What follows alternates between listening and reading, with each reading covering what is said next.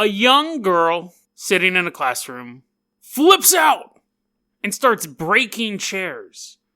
You may think she was just having some sort of episode, but when others went to calm her down, they begin smashing things as well. And then we look at the story of the Lords of Chaos. They were a group of kids who thought the world was out to get them.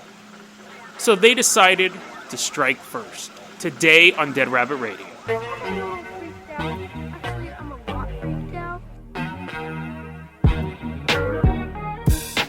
Hey everyone, welcome back to another episode of Dead Rabbit Radio. I'm your host, Jason Carpenter. I'm having a great day. I hope you guys are having a great day too. I don't know why I hesitated on that. The day has been great. So, let's go ahead and get started here with the first story though. This is technically, I think this is our back to school episode, even though school's over for most people. But I got two stories. We're going to school for these. Now, the first story, let's hop in the Carpenter copter because we are going over to India. Now, this story is incredibly recent. We're talking January 31st, 2019. We're in the town of Bhimtal, India is where we're talking about. Bhimtal, India. And in Bhimtal, India, there is a... It's weird because they keep referring it as a high school, but the girl's in 7th grade. But apparently they call them high schools over there. The girl's only in the 7th grade. She's sitting in class. It's January 31st. And everyone's just kind of chilling. I guess they're actually learning and paying attention to the teacher. See, I didn't do that in school. I was the cool kid who sat in the back. Did none of that learning. So anyways, sitting in the back of class. Oh, no, she wasn't like me. She was sitting somewhere in class. And everyone's reading or doing whatever you do during school. It's been so long and I didn't do it back then either. I'll tell you a story someday about how I made a teacher go to a mental asylum. That's a true story. I didn't force her with like a pitchfork. Like, I tormented her so much she ended up going to, maybe not a mental asylum, but she definitely had a nervous breakdown. So I will tell that story some other time. Anyways, so aside from that interesting personal story, let's talk about this more interesting story. So this young girl's sitting in class, and all of a sudden, like to snap everyone out of a daze, she leaps up out of her desk and starts shouting at the top of her lungs. Now, that would have to be, obviously, when you're in classroom, people are generally talking at a conversational level, and generally only one person is. So to have someone jump up behind you and start yelling is absolutely shocking. Everyone turns around and they're watching this 7th grade girl, and I'm not going to imitate her yelling, because a lot of people listen to this with headphones on, or while they're sleeping. She's yelling, and everyone's like, oh my god, so they kind of start like moving away from her, and at that point, she picks up her chair and starts smashing it into the floor until it breaks, and then she goes to grab another chair. At this point, people are really concerned, because she's not responding to anything. A couple of her friends are like, calm down, calm down. They grab her some water, which is usually, yeah, that's what you do. When someone's rampaging, screaming, jumping around, destroying your classroom, you're like, you know what, maybe you're just parched. Maybe you need a little bit of the agua. So they go to give her water, and she's not getting the water. But what happens is, these 5 girls are trying to console her, and then they start going, and yell. Oh, so now you have multiple girls yelling in this classroom. And over the course of the next 4 days, the original girl and the other 5 girls who went towards her while she was having this fit are getting progressively worse. They're just completely flipping out. I don't think they left her in the classroom for 5 days.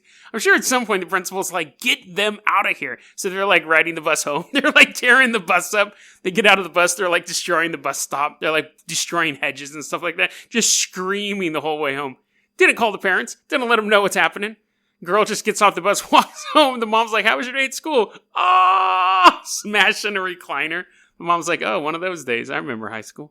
So anyways, the 5 girls are just flipping out. And within 7 days, an additional 14 girls have come down with this mystery affliction.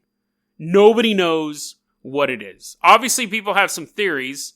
So there's basically 3 possible scenarios. As they're looking at this has gone on now for about a week. You have 19 girls flipping out. You have 3 possibilities. 1, they're all faking it. It's some sort of elaborate joke, which honestly is quite funny. But it could just be a joke. Secondly, mass hysteria, mass delusion. Or 3rd, demonic possession. So those are basically the 3 scenarios they were looking at. You have these 19 girls who are out of control. What's weird is that the principal is pretty on point with this thing. The principal gives a quote to the newspaper. This is the quote. A class 7, which is grade 7, a class 7 student, this is what the principal of the school said to the newspaper. A class 7 student was possessed last Thursday and started doing bizarre activities like breaking chairs and shouting loudly. What? That's your quote? You're like, oh yeah, so sorry about that. Demonic possession. We're working on it. They send a note home with their parents. They're like, if your child starts destroying your furniture, please let us know. We will take partial responsibility for that. And we're going to have a priest show up and start blessing our school. Now, in India, they have a specific type of priest called, this is a pretty dope name for a priest, a jagaraya. So it kind of sounds like a jaguar, jagaraya. Anyways, and they perform a particular form, a ritual called the jagar. Actually, it doesn't sound good. It sounds like jack off, but the jaguar, whatever. The jaguar shows up, this giant half man, half cat shows up at the school. And he goes, okay, I'm going to bless this classroom, this grade 7 classroom, because that's where I think it started with this girl, but I think the girl got it from this classroom. So he does the ritual, and it's totally fine. But he also says the grade 8 classroom is off as well. So let's be preemptive here. We're going to go to grade 8 classroom and ward off all the spirits there. Now they actually, because this is all fairly recent, they actually had to put like some blessing item in the grade 7 classroom. And the grade 8 classroom apparently was so bad, even though nothing had happened yet, they had to move the entire grade 8 class to another wing of the school. Because that one was just soaked in demonic stuff, according to the Jaguar. So, anyways, the principal's like 10 toes deep in this possession stuff. Like, obviously, he's mentioned it to a reporter, and he's the one who brought the priest in, and he goes, I have a question for you, though. Why are you called the Jaguar? The guy's like, I'm not called the Jaguar. That's a mispronunciation. The principal's like, okay. Second question, why would these girls get possessed? Like, what happened that can make a possession happen here? And the Jaguar says, you know what, here's the thing. It could be something, like sometimes spirits lie dormant for up to 20 years. So it's not like one of the girls brought it in, or something like some traumatic event happened a couple nights ago, like someone was murdered or raped, or any horrible thing happened, and then the spirit just happened to latch on this girl. Oh, I should say that after the Jaguar showed up, the girls were totally fine. I totally forgot about that part. So all the girls he's not just asking these questions, doing this backstory as these girls are jumping around in the background. They've all been cured. When the Jaguar guy showed up, they all got cured. But anyways, he's back to our backstory here. He's telling the priest, he goes, a demon or a ghost can be here. Something bad could have happened here 20 years ago. And it took that long for the ghost to be activated. So that's that, right? Well, you would think so, because the girls are doing fine, and the place is warded off now from evil. But like you would guess, like I know a lot of skeptics listen to this show. I think most of my listeners are kind of where I'm at, where you're skeptical, but you want to believe in this stuff. And you just can't accept it in whole cloth, because you know most of it's lunacy. So when you hear a story like this, you're like, oh, it could be a demon. Maybe. Because you want to believe in that stuff like I do. But the skeptical side of you says it probably wasn't. It was most likely something else. Well, you have this principal going around telling the newspaper that a girl got possessed, but don't worry, they brought in this spiritual healer, and don't worry about your kids, we moved them to another wing. The school board, or the equivalent of the school board in India, is not happy with this principal right now. They're like, first off, nobody was possessed, so you can't go around telling newspapers people were possessed. Secondly, demons aren't real. You can't make statements like that. You can't bring... The principal was like, hey man, I got the problem solved. Like, whether or not you believed in it, I brought in this holy leader, and he did this ritual, and the girls aren't freaking out anymore. And the school board's basically like, it's not the point. Like, we don't know what caused this. It could have been a host of mental issues or a chemical leak or whatever. And the fact that it stopped when this guy showed up doesn't prove that it was a demon. It proves that whatever was causing it stopped causing it. So he's basically I don't think he was fired, but he definitely was being looked at with a very, very critical eye after this. Because you have a school administrator who's supposed to be in charge of people's education, having Stone Age beliefs, like having the belief, and more like Middle Ages beliefs, but you get where I'm going. Like, you have someone who's in charge of educating the next generation of Indian children, being like, spooky ghosts, look out, guys. Something's going to get you. You'll be sitting in your class and demon get you. I don't know, but I'll get this guy. He has our back. Like, and the school board is like, you can't talk about that stuff. But the end result is everything's fine now. I mean, that guy might be hanging on to his job by a thread, but everything's fine now. The kids are fine. The school has been blessed, and so on and so forth. But you have this young woman who starts acting uncontrollably, and then when others show up to help her, it spread to them. It didn't spread to all the girls in the classroom. The other 14 girls, apparently, from what I can gather, were also interacting with those original 5. With those original 6. The first girl and then the 5, and then it spread to 14 other girls who were also interacting with them. Almost like some sort of virus. So other girls in the classroom weren't coming down with it. It was all being connected to patient 0. So if this was a demonic activity, this was basically a low-level rage virus. These girls became uncontrollable and violent very, very quickly. And they did say, the Jaguar said, this only would have gotten worse. This only would have gotten worse if I didn't come in. So you have to wonder what would have happened if the skeptics in the community, the school board was like, nope, they're just acting, it's just made up, it's just mass hysteria. Let's send them to a mental institution. Let's send them somewhere else. Let's suspend them. They're just doing this thing. It has nothing to do with demons. And you have these 19 girls sent away to different asylums or sent away to different psychiatrists or sent away just to stay at home. And would you have seen this thing spread as more and more women, nurses and doctors and mental health workers and mothers and sisters interacted with these girls for periods of time? Would you have seen this thing spread throughout India? Unlikely? Maybe. But we don't know. We really don't know what caused it or how it ended. But if it was demonic, it could have been the start of some sort of female rage virus where no one would be safe. Well, at least no one's furniture would ever be safe across the planet. But let's go ahead and move on to our next story here. Now, our next story is one of those stories that I heard about years ago, and it's always kind of stuck with me. I find it a very intriguing story of how quickly things in your life can go wrong. And you're thinking, Jason, I know how bad things can get in life. I've, been dumped by my girlfriend, and I got yelled at by my boss, and I didn't do good on a test in school, and that I know how quickly. But those tend to happen because things are out of our control. The story I'm going to tell you now is fascinating because we're going to follow a group of people who, over the course of about 18 days, make bad decision after bad decision after bad decision, and how everything ends up playing out. Very, very fascinating story. On April 12th, 1996, we are in Fort Myers, Florida. 1996, I'd graduated in 1994. Music was awesome.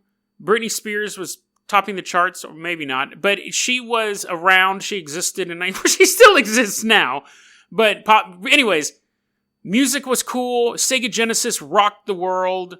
The Dreamcast disaster was a few years away, and actually that's going to play a part in the story, oddly enough. I was just trying to build a pop culture landscape, but that actually is important. So, in Fort Myers, Florida, in 1996, you had 3 friends. They were outsiders, they were loners, they were considered losers, but they were considered losers by the main populace of school.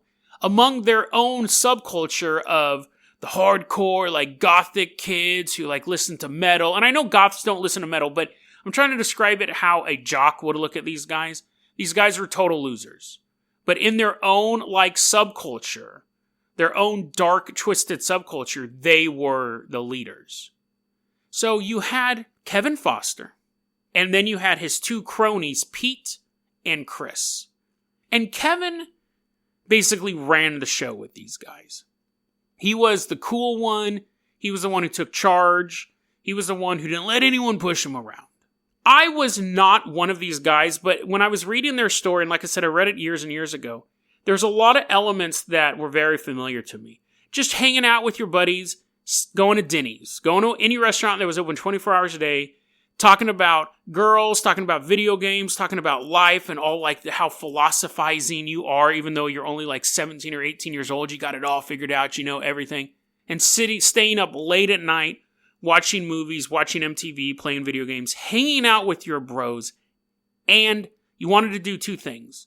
You wanted to be a crew, you wanted to hang out with your buddies, and you wanted to leave your mark on the world. As we grow older, you want to hang out with your buddies, you still want it, but you start to realize that most people don't leave their mark on the world, and sometimes just being a good citizen in your area is mark enough. Your legacy is how the lives you affect around you, in a good way.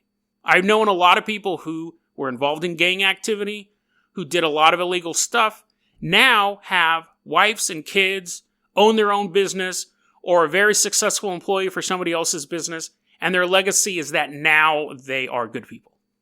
As you get older, you realize those things. But back when you're still in high school, you're still thinking, you can blaze a burn trail across the world. Everyone will remember your name. This is pre-Columbine, too. This story is pre-Columbine. So they didn't have any of these school If this story took place after Columbine, there's no doubt in my mind these guys would have attacked their high school. But let's go ahead and get into it. So Kevin comes up, these guys have been friends for a while. Kevin comes up with the idea that we don't have to just be friends. The two guys are like, wait, well, where are you going with this? Kevin's like, no, I'm not going that way with it. But we hang out all the time. The jocks hate us, the preps hate us, the mimes hate us, every other clique in school hates us, but we are gods. And actually, I'm going to give myself a new name. My new name is God. That's my gang name. And they're like, gang name? When did we become a gang? And on April 12th, 1996, Kevin Foster said, tonight, we're no longer just a group of friends hanging out. We are the Lords of Chaos. They ended up recruiting 2 other dudes. So at this point, you have 5 guys in the Lords of Chaos. But the 3 main members are Kevin, Pete, and Chris. And what they start off by doing is, we got a name called Lords of Chaos. We got to live up to that name. Even though nobody else knew of this group existing that night, they're like, we have to live up to this name we just made up. Their symbol was, this is very complicated for me to describe because I'm not a mathematician, but you may know exactly what it is. Kevin ended up getting a question wrong on a math test because he put the null symbol or something. It's a symbol that means nothing. And it's 2 sets of parentheses, and in the middle is the null symbol. So it's a 0 with a line through it. So that was their logo. 2 sets of parentheses and this logo, this null symbol. And that was cool enough to start to get other outsiders interested. They ended up so they had the 3 original guys. They ended up recruiting up to 5 more guys. But each time another person came in, they were considered they were more of a hanger-on in the group. They start off by just vandalizing stuff. They go out and start knocking over mailboxes, painting on stuff, basically just being a nuisance. Then, and you're like, oh yeah, dude, these kids are kind of cool. They're sticking it to the man. Hold up. They end up trying to set a church bus on fire, and that doesn't work. But I have no idea how they came across this. They find a bird cage containing 2 macaws. They set it on fire. And one of them died. One of them burned up. I have no idea how the other one is just like huddled in the back of the cage is the first. That was a gruesome image, but I'm just trying to figure out how there's 2 birds in a cage, how one even survived that. Grace of God? I don't know. But that crime spree takes place between April 12th and April 17th. So these guys aren't wasting any time. Within 5 days, they're setting stuff on fire. They're spray painting stuff. They're knocking stuff over. And generally, I mean, obviously, it's not like vandals have a timetable, but that seems a quick amount of time between a gang being formed to the point where they're burning living creatures. Very, very quick escalation. In that time period, a local newspaper, these guys create so much chaos so quickly that a local newspaper writes an article about them. So this is great. Kevin's loving this stuff. He has got the attention of the normies. And in this article, though, they don't know who the vandals are. They don't know who's setting stuff on fire. They just know that this bird got cooked and there's this vandalism around this church bus. All this stuff's being attacked around Fort Myers. Seems completely random, but petty. In the newspaper, they're called, quote, obviously pea-brained vandals and, quote, persons of less than average intelligence and a cretin's personality. So to someone like Kevin, who named himself God, who considers himself this arch enemy of, like, good things and order. Again, preceding Heath Ledger's Joker. This guy is... I can't imagine how off the rocker he would be post-Columbine, post-Heath Ledger's Joker. I think he would have gone 10 times worse than we're going with this. But when he sees the newspaper responding to his violent acts, he's like, yes. But then when he reads how stupid they think he is, all those insults he got throughout high school are coming back. I think at this point he's 19. I believe at this point he's graduated high school, but his cronies are still in high school. April 17th, he writes a manifesto. He writes a manifesto called Declaration of War, a formal introduction of Lords of Chaos. Talk about some edgelord nonsense. Like, obviously, these guys are just so full of themselves. So this is what the manifesto said. This is part of it. Lee County, that's the county that Fort Myers is in. Here, I'll read it in Kevin's voice. How I imagine Kevin's voice to be. Lee County is dealing with a formidable foe. With high-caliber intelligence, balls of titanium alloy, and a wicked, destructive streak. Be prepared for destruction of biblical proportions, for this is the coming of a new God, whose fiery hand shall lay waste to the populace. The games have just begun, and terror shall ensue. So, obviously, this guy's completely delusional, but I'm sure when he was writing this, he thought it was the most badass thing possible. Like, if a movie villain said those lines if Thanos talked like that, you'd roll your eyes. You'd be like, oh my god. When did Thanos start cutting himself? Because that's really just such edgy, hot topic nonsense. But he writes this, him and his guys think this is totally badass, dude. And they end up not even sending it. 3 days later, April 20th. Now, he wanted to show, Kevin came up with this idea. He goes, you know what? Lords of Chaos are ready to declare war. I know we wrote that declaration and didn't send it to anyone, but that doesn't matter. War has still been declared. And in solidarity with Waco and the Oklahoma City bombing, see, these were their inspirations. Let's blow something up.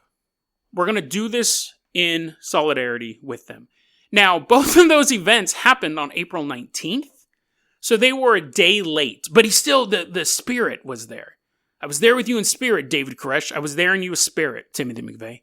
So, and his co-conspirators Oklahoma City bombing is one of those conspiracy theories that I don't think it was just those two guys. Who was it? Timothy McVeigh and Nichols, I think was the other dude. I think there were other people involved in that. I actually should cover that. Oklahoma City bombing is actually one of those conspiracy theories I think is a bigger conspiracy. I personally believe that Al-Qaeda was involved in that. We'll talk about that on a later episode. But anyways, it's a very interesting topic, actually. But again, back to this interesting topic as well. I love this story. This story stuck with me for years. They actually find, in their area, there is a Coca-Cola bottling plant, which was named like a historic landmark. It was no longer in operation. These teenagers bring in, admittedly, this part's funny. They bring in all of these propane tanks and set them up around this abandoned factory, and the fuse is a Pepsi can. And I'm like, okay, I gotta give credit where credit's due. Blowing up a Coca-Cola plant with a Pepsi can. They just didn't roll a Pepsi can in there and it exploded. Like, they packed it full of gunpowder and put the wick in and all that stuff. But that was the fuse. And these kids actually pull it off. The bomb rips through the abandoned factory on the night of April 20th. And it does $100,000 worth in damage. And that's $100,000 in 1996. That's a lot of money. It's probably like $200,000. It's not a ton of money, but it's a lot of money for a group of idiot kids to do. You have these 8 kids, and really it was just the 3 at this point doing this. I think there were 2 hanger-ons at this point. The other 3 were at home playing Sega Genesis. But they were still considered members of the Lords of Chaos, so they still reveled in this act of destruction. At this point, cops are totally looking for these guys. The vandalism, kind of looking for them. The arson, you had arson investigators looking for them. But when they blew up, the police are figuring out that this is most likely connected. Police are out in full force looking for these guys. And still, 6 days later, one of the Lords of Chaos says, I don't like this guy that I work with, so let's carjack him. So we're seeing this level of, you have, again, one of the other fascinating things about the story is you have basically this, I think you can see where this story is going. You have this ramp up that we usually see take years, take place in a matter of weeks, of days. Vandalism to arson to killing a living thing to blowing up an empty building. That's enough escalation there. Now they're sticking guns in people's faces and dragging them out of cars. The level of violence is raising. This organization was just formed on April 12th. 14 days later, they're sticking a gun in someone's face. Get out of your car. April 30th, 1996. The grad night is coming up, and grad night's at Disney World, which is one of the great things about going to a school around a theme park is your grad nights are probably always going to be awesome. And Kevin comes up with an idea.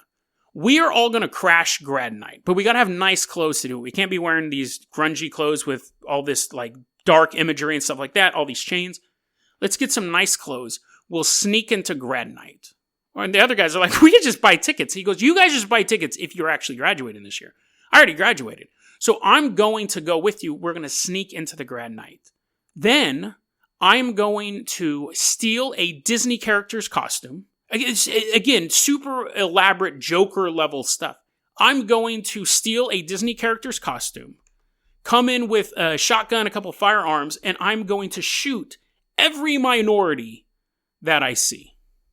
That was his end game, which would have been absolutely shocking if he could have pulled it off, obviously. That would have been horrible. A guy in a Mickey Mouse costume running around just blowing minorities away.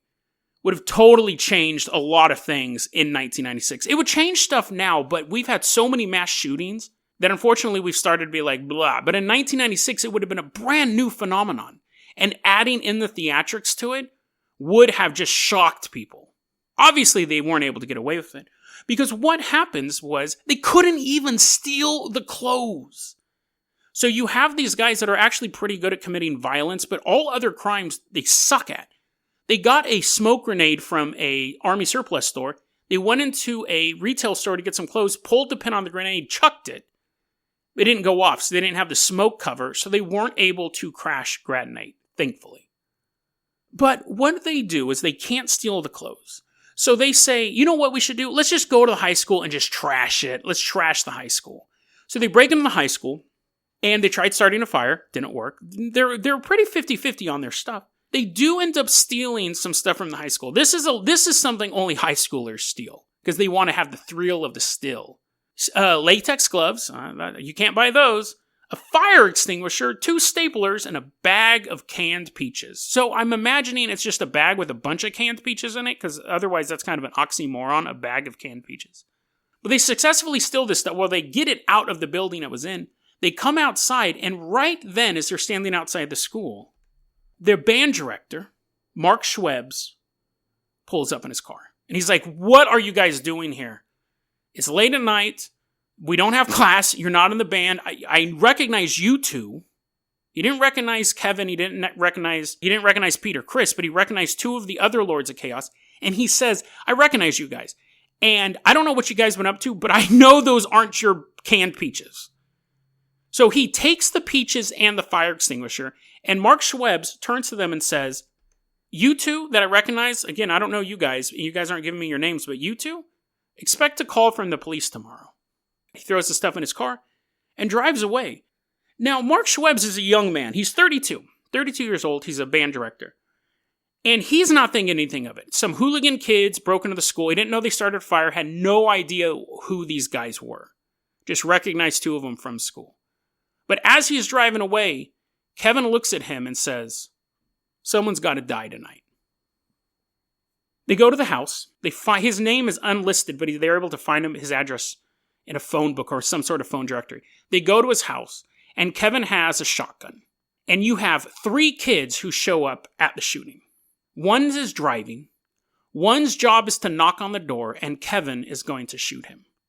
And it's late at night, and Mark Schwebs hears a knock. He comes to the door, and right when the door opens, gets shot right in the face with a shotgun, killed instantly. Oddly enough, and actually this kind of ended up helping Kevin get away for a bit, he ends up rolling the body over and shooting Kevin in the butthole. And there was a rumor that Mark was gay. He wasn't, but there was a rumor at school that Mark was gay. And there was a rumor at school that Mark was caught in some sort of love triangle. So the kids leave, and when the cops show up, they see a man who was killed instantly with a shotgun blast. And the shotgun blow to his butt, to his bottom, made them think it had something to do, because they didn't immediately go, hey, it's that gay teacher. And the other guy's like, oh no, it's just rumor. They start investigating it, trying to figure out what happened. And people are like, well, maybe it was a love triangle. I think he was gay. Another person's like, no, he's not gay. So the cops actually thought, because that second wound seemed so like a sexual revenge move, the cops started looking at adult suspects. And it's possible, it's unlikely, but they definitely would have gotten away with it longer. But the Lords of Chaos do what most teenage criminals do, is they start talking. And more specifically, someone who wasn't even there that night, who was one of the low-level hanger-ons, told his girlfriend, oh yeah, I know what happened to Mark. I was there that night. I was the one who knocked on the door, and just bam, got his head blown off, man. And then bam, right in his butthole. Isn't that dope, girlfriend? And the girlfriend goes, yeah, that's totally awesome. You know what? I'm going to go home now. She goes home. She goes to sleep. She wakes up the next morning and calls the cops. The cops go talk to the kid.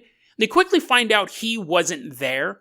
And within days of that, the kids are all getting round up. Now, there was the 3 original and there was 5 hanger-ons. Now, all of them end up getting arrested for things like conspiracy or vandalism. That was when they finally were able to prove that the Lords of Chaos blew up the Coke factory. They kind of had their suspicions, but they weren't 100%. But the 3 main ones, Pete and Kevin and Chris, are all getting charged with murder. The lower level Lords of Chaos begin ratting everybody out, testifying against them in court. Chris and Pete take plea deals. Everyone ends up taking plea deals except for Kevin. Pete and Chris get life in prison. And Kevin goes to trial and he gets sentenced to death for this crime. April 12th, this Lords of Chaos gang starts. On May 2nd is when when their crimes are exposed and they get arrested. One of the reasons why this story stuck with me so much, and we're going to wrap it up with this, but one of the reasons why this story struck me so much is, one, it's so relatable. Being an outsider, having your own little group where you guys are the cool ones and the rest of them are the normie. I was all like that in high school and stuff like that. I totally related to these guys. I didn't blow stuff up. I wasn't killing cats or macaws or whatever. I wasn't doing any of that stuff. But I get the feeling that you're on the outside and it's you against the world. So I totally empathized with that beginning of it. I didn't empathize with any of their actions. They're complete idiots. Secondly, I don't remember which one it was, and I didn't have time to research it, but it doesn't matter. It was either Chris or Pete. One of the guys who wasn't the main driving force, he was just along for the ride. Ended up getting life. Like the guy driving the car. He didn't pull the trigger, but if you're a part of a felony, you get the murder charge. I remember reading at the end of the book, he said, the only thing I ever wanted to do, and I'm paraphrasing here, but the only thing that I really loved before I got involved in Lords of Chaos was playing video games. And I don't get to play video games anymore. And I thought, you're damn right. You are damn right. You traded that privilege away when you got involved with these knuckleheads. And I know how quickly that can escalate, where it starts off, you're just a bunch of outsiders smoking clove cigarettes, talking about how the man doesn't understand you. And I know how quickly, under the wrong influence, I don't think Chris or Pete, if they were involved in any other group, would have done these actions. I think that Kevin was responsible for being that guiding force. Otherwise, they just would have been cool kids, quote unquote, cool kids hanging with the group at Denny's. I don't think Chris or Pete were necessarily evil, but they got swept up in the evil. They got swept up in the evil unbelievably fast because they wanted to belong to something so badly. In the end, they didn't care what it was. Some kids, it's track and field team. Some kids, it's chess club. Some kids, it's acting. These guys didn't want to do any of that stuff. And in an alternate world, that kid who loved video games is serving life in prison. That's our world. In an alternate world, that kid's playing Spider-Man for the PS4. That kid has his own kids, and he's watching his son play Breath of the Wild on Switch. And he's watching YouTube coverage of E3 and all that stuff. And he traded all of that stuff up, to be part of a group that in the end didn't care about him, that in the end he was just a getaway driver. He was just a foot soldier. He was just somebody in this group. He traded away a lifetime of what he loved for fighting against what he hated, or thought he hated, for just under 3 weeks. It's very, very easy to get caught up in the darkness, and when it latches onto you, it's very, very hard to get it off. But at any point, any one of these Lords of Chaos, outside of Kevin, any one of these kids could have told Kevin, you know what? I'm done, walked away, and forged a new path in life. They didn't. They supported Kevin in his murderous act, and their lives are over. I've always found that story fascinating because it is so relatable. It is very, very easy to pick the wrong group to be in. But even if you do, you have to have the knowledge. It's time to get out. They had until that knock on that door to walk away. DeadRabbitRadio@gmail.com is going to be our email address. You can also hit us up at Facebook.com/DeadRabbitRadio. Twitter is @JasonOCarpenter. Dead Rabbit Radio is the daily paranormal, conspiracy, and true crime podcast. You don't have to listen to it every day, but I'm glad you listened to it today. Have a great one, guys.